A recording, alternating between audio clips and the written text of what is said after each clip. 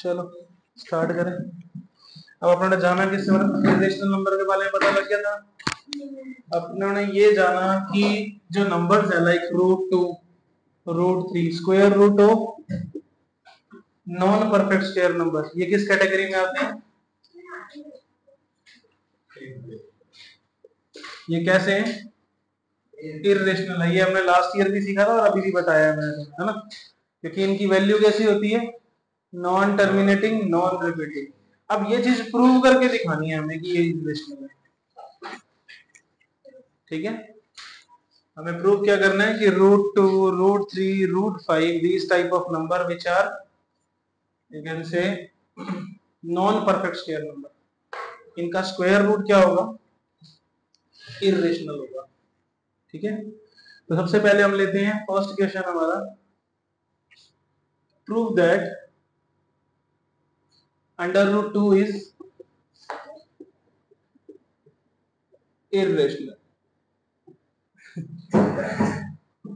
इसके लिए हम कॉन्ट्राडिक्शन यूज करेंगे। ठीक है, अब कॉन्ट्राडिक्शन में क्या करते हैं हम लोग कि जस्ट हम उल्टा लेके चलेंगे। देखो कॉन्ट्राडिक्शन यूज कहाँ होगा? सबसे पहले कॉन्ट्राडिक्शन यूज वहां होगा जहां दो ही बात होगी, या तो यस या फिर नो। ठीक है ना, यानी जहां पे दो स्टेटमेंट है, एक ट्रू और एक फॉल्स, या तो ये स्टेटमेंट ट्रू होगी या फॉल्स होगी, दूसरा कोई ऑप्शन नहीं है हमारे पास, बीच का कोई रास्ता नहीं है। तो या अगर हम किसी बात को ट्रू, मतलब उसकी जो ट्रू पर्सपेक्टिव है उसको ट्रू नहीं कर पा रहे ना, तो फॉल्स वाले को फॉल्स प्रूव कर दो, ट्रू वाला अपने आप ट्रू हो गया। जैसे अब यहाँ पे क्या था, या तो ये नंबर रेशनल है या फिर ये इरेशनल है। मैं इसको रेशनल नहीं कर पा रहा, तो मैं क्या करूंगा, ये प्रूव कर दूंगा। मैं इसको इरेशनल प्रूव नहीं कर पा रहा, मैं ये प्रूव कर दूंगा कि ये रेशनल नहीं है। तो फिर ऑप्शन बचेगा क्या? इरेशनल। ऐसे अब वो एक रिटर्न फॉर्म चाहिए हमें, एज अ प्रूफ चाहिए। ठीक है, तो अब देखो क्या करेंगे, इसमें हम इसको लेके चलेंगे कि क्या ये रेशनल नंबर है। ठीक है, लेट दैट √2 इज रेशनल। और कॉन्ट्राडिक्शन में जो हम लेट करते हैं ना, उसी को ही रॉन्ग प्रूव करते हैं। लास्ट में दिखा देंगे जो हमने लेट किया था वो गलत लेट किया था। तो अगर ये स्टेटमेंट अगर ट्रू हो गई तो सही क्या हो गई फिर? √2 is irrational. Prove that √2 is irrational. और √2 को इरेशनल प्रूव करने के लिए हम लेट क्या कर लेंगे, दैट √2 इज रेशनल, और बाद में शो करेंगे कि जो हमने लेट किया that is incorrect, that is false. ठीक है, अब रेशनल लेट कर लिया। और रेशनल नंबर कौन से होते हैं? जो P/Q या A/B की फॉर्म में होते हैं। If √2 is rational, I can represent it in the form of A/B or P/Q, जहां पर where A and B both are integer, दोनों ही कैसे हैं? इंटीजर्स हैं, एंड कोप्राइम। एंड अब कोप्राइम क्या होता है? फिर वो बेसिक वाले वीडियो नहीं लगाई तो वो इतनी बड़ी क्लास है एक्चुअल में जो मैंने लगाई बेसिक्स के लिए, इसको करने के लिए वो रिक्वायर्ड है। अब सुनो, कोप्राइम नंबर्स वो नंबर्स होते हैं जिनमें HCF क्या हो? 1 हो, जिनमें कोई भी कॉमन फैक्टर नहीं है। ये कोप्राइम वर्ड यूज सिर्फ इसीलिए, यही रिप्रेजेंट करने के लिए किया है कि ए और बी में कुछ भी कॉमन नहीं है।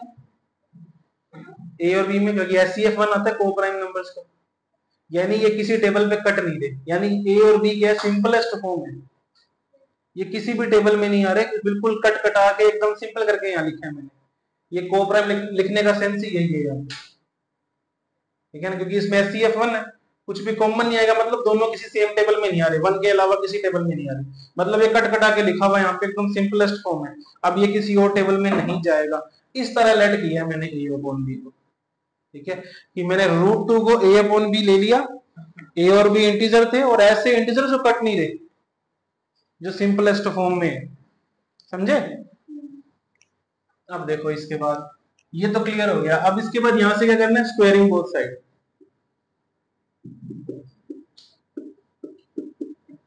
दोनों साइड स्क्वायर कर दिया तो क्या आ जाएगा? स्क्वायर ऑफ √2 और इधर square of A/B। Square of √2 is 2, square of a is a square, square of b is b square. यहां से क्रॉस करेंगे 2b square is equal to a square, cross कर दिया बाय क्रॉस मल्टीप्लीकेशन।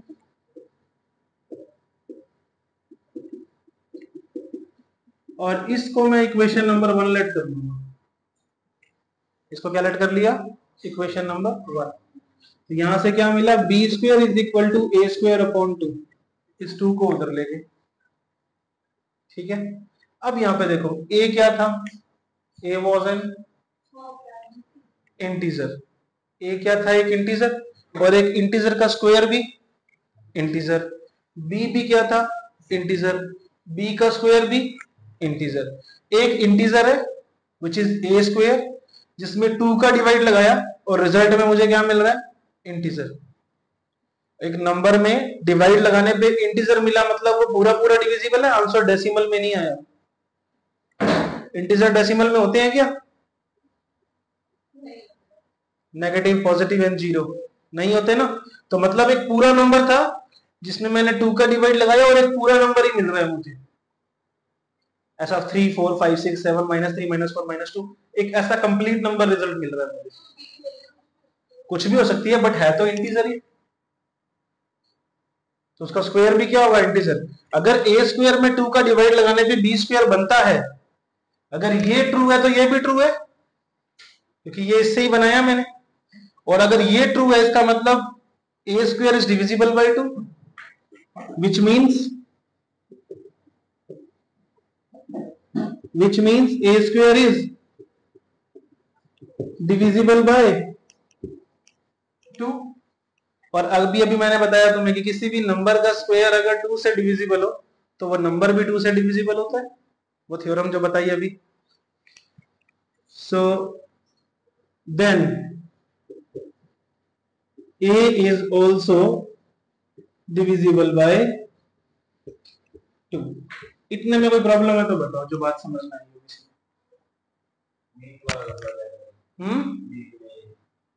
क्या? ये वाला क्रॉस मल्टीप्लाई किया, इसको इससे मल्टीप्लाई कर दिया इधर और इसको इससे मल्टीप्लाई कर दिया। जब दो फ्रैक्शन हो और बीच में इक्वल लगा हो तो क्रॉस मल्टीप्लाई कर सकते हैं। ये डिनोमिनेटर का इस न्यूमरेटर में मल्टीप्लाई हो जाता है और इस डिनोमिनेटर का उस न्यूमरेटर में मल्टीप्लाई हो जाता है। तो ये 2b square is equal to a square आ गया। 2 into b square 2b square, 1 into a square 1a square. अब ये 2 और b स्क्वायर किस में थे? मल्टीप्लाई में। ये कहां चला गया? डिवाइड में। अब इसका डिवाइड लगने पे अगर b स्क्वायर है, इसका मतलब a square is divisible by 2, then a is also divisible by 2। After this यहां से हमें क्या लगा? पता लगा कि a जो है वो 2 से डिविजिबल है। a 2 के टेबल में आता है और 2 के टेबल में कोई भी नंबर आए उसको हम 2 मल्टीप्लाई समथिंग लिख सकते हैं, है ना। लाइक 10 है तो 2 5s are 10 लिख सकते हैं, 20 है तो 2 10s are 20 लिख सकते हैं, 40 है तो 2 20s are 40 लिख सकते हैं, है ना। तो जो नंबर हमारे पास 2 20s जो नंबर आया, that number is also an integer, क्योंकि वो 2 के टेबल में आ रहा है। तो मैं यहां पे लेट करूंगा, late let a is equal to 2 multiply c something। कुछ भी नंबर हो सकता है 2 के टेबल पे, कितने भी नंबर पे आ सकता है वो नंबर, लेकिन ये श्योर है कि 2 के टेबल में आ रहा है। जब 2 के टेबल में आ रहा है तो फिर इंटीजर क्यों नहीं होगा? कैसे? तो वो सारी वैल्यूज भी क्या बन सकता है, तो वो तो रेशनल नंबर होता है। कैसे बताओ? एग्जांपल बताओ कैसे? 20/1, तो 20/1 still it is a integer. नहीं, क्यों? अभी आपने कहा क्या नाम है कि जो चलो 20/1 2 मल्टीप्लाई 10/1 लिखना इसको।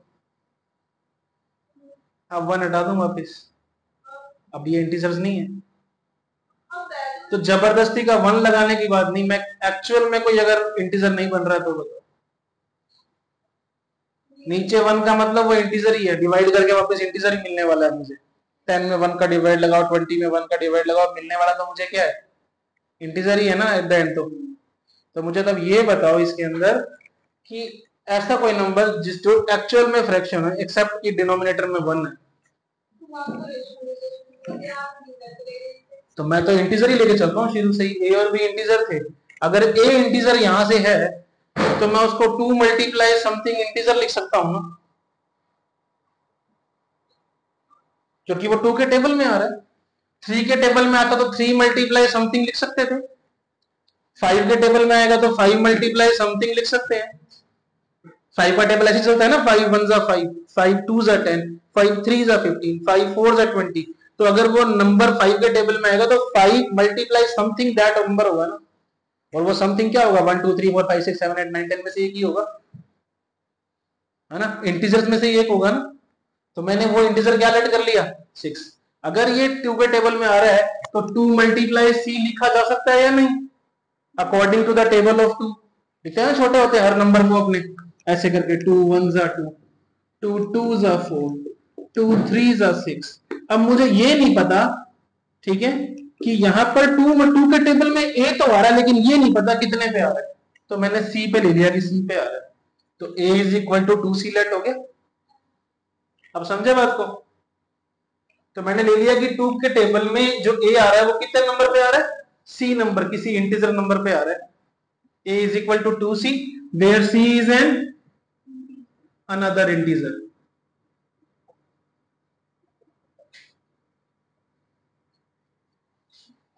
ठीक है, यहां therefore लगा देंगे। ठीक है, अब अगर ये इंटीजर है और a is equal to 2c है, यहां देखो 2 मल्टीप्लाई c कितना हो जाएगा, 2c। अब फिर से वही प्रोसेस दोहराएंगे, squaring both side,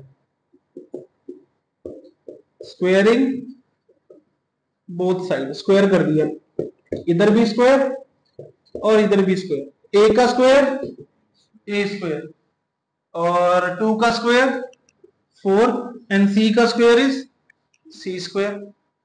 equation number 1 से a स्क्वायर की वैल्यू कितनी है, 2b स्क्वायर, यहां रख दो, a स्क्वायर की वैल्यू रख दी मैंने 2b square is equal to 4c square. Reason by equation 1, कहां से आया, इक्वेशन 1 से आया। अब ये 4 मल्टीप्लाई में था, इधर आके किस में हो जाएगा, डिवाइड में, तो 2b square upon 4 is equal to c square. 2 1 जा 2, 2 2 जा 4, b square upon 2 is equal to c square. अब वापस देखो, b was an integer, b का स्क्वायर भी, c भी क्या था, c का स्क्वायर भी, एक इंटीजर में 2 का डिवाइड लगाया, एक इंटीजर आ गया, इसका मतलब b square is divisible by 2, which means b square is divisible by 2। और अगर किसी नंबर का स्क्वायर 2 से डिविजिबल होता है तो वह नंबर भी 2 से डिविजिबल होगा। देन b is also divisible by 2। इतनी बात में कोई प्रॉब्लम तो बताओ, अभी पूरा ही नहीं हुआ, इतनी बात ठीक है। अब देखो a डिविजिबल था किससे, 2 से, और b भी डिविजिबल है किससे, 2 से। a और b हमने कैसे लिए थे, a और b कैसे लिए थे, इंटीजर एंड कोप्राइम। a और b कोप्राइम है तो HCF क्या आना चाहिए था, 1, हाईएस्ट कॉमन फैक्टर क्या आना चाहिए था, 1, यानी 1 से बड़ा कोई भी कॉमन फैक्टर नहीं होना चाहिए। 1 से बड़ा क्या आ गया, 2, दोनों 2 के टेबल में आया तो 2 इनका फैक्टर नहीं हो गया दोनों का, ये भी 2 के टेबल में आ गया और वो भी 2 के टेबल में आ गया, इसका मतलब 2 is the common factor of both a and b. तो हाईएस्ट ए 1 और 2 में कौन हुआ, तो HCF कौन बन गया फिर। अब तो हमने लेट क्या किया था,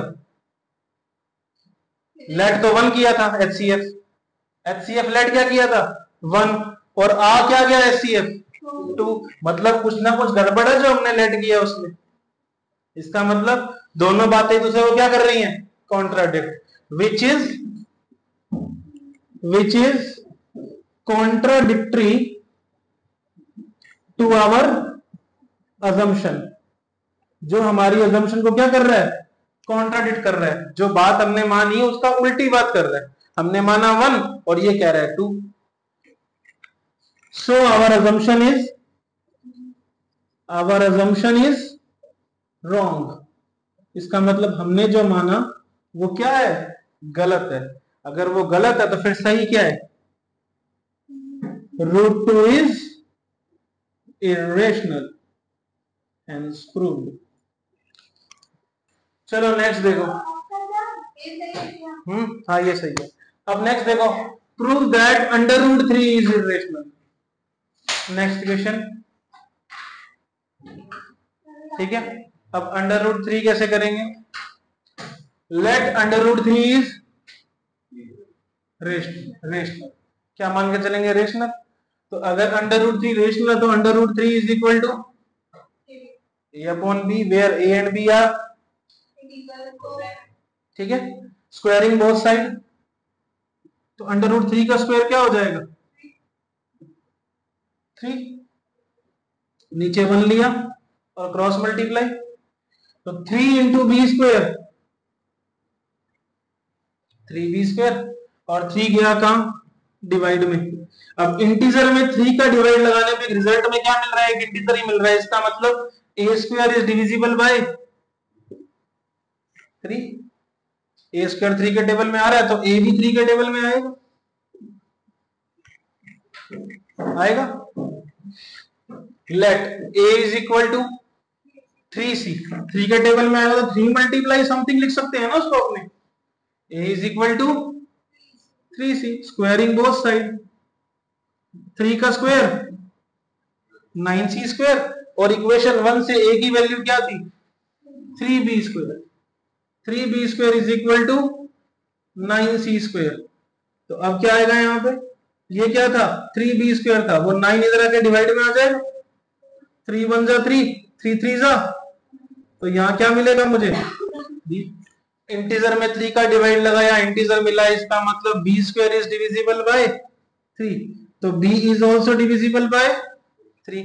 इसका मतलब हमारी कंसेप्शन क्या हो गई, कॉन्ट्राडिक्ट हो गई।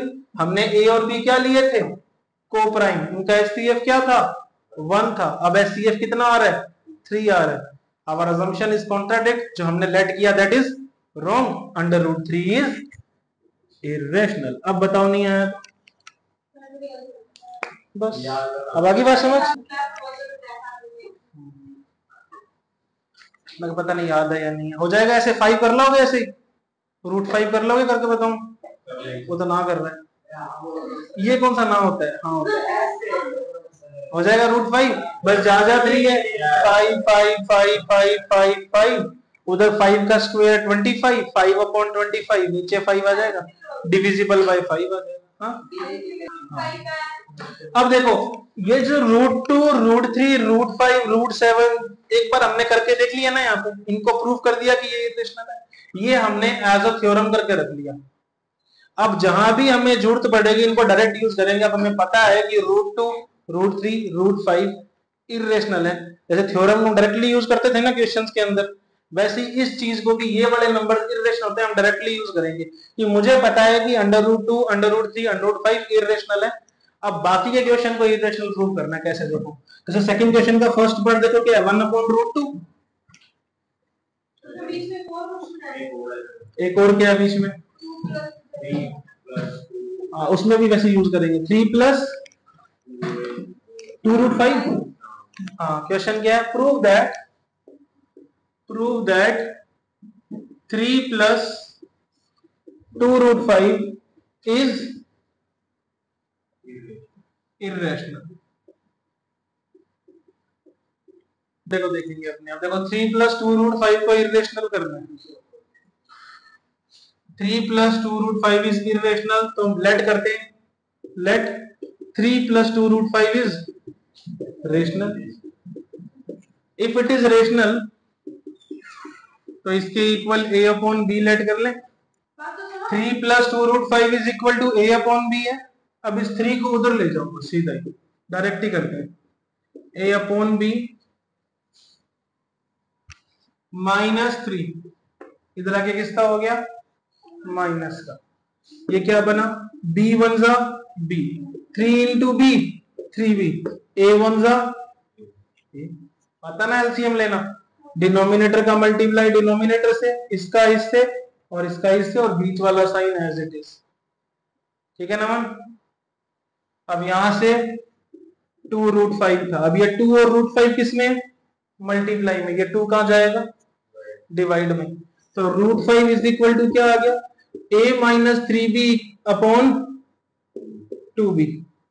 अब ये देखो ये अपॉन में है अभी भी, p अपॉन q की फॉर्म में है, तो ये कैसा हुआ, रेशनल। और ये रूट के अंदर अभी अभी प्रूफ किया कि √5 कैसा होता है, इरेशनल। तो ये कैसा है, इरेशनल। क्या रेशनल नंबर इरेशनल के कभी इक्वल हो सकता है, या तो नंबर रेशनल होगा या तो इरेशनल होगा। एक रेशनल और एक इरेशनल नंबर कभी भी इक्वल नहीं होते, which means our assumption is wrong. 3 plus 2√5 is irrational. हो गया। अब थर्ड का फर्स्ट क्या कहते हैं, कह रहे प्रूव करो कि 1/√2 इज इरेशनल, 1/√2 इज इरेशनल। तो कैसे करोगे, लेट इट इज रेशनल, तो इसके अपॉन में क्या आ जाएगा, a अपॉन b।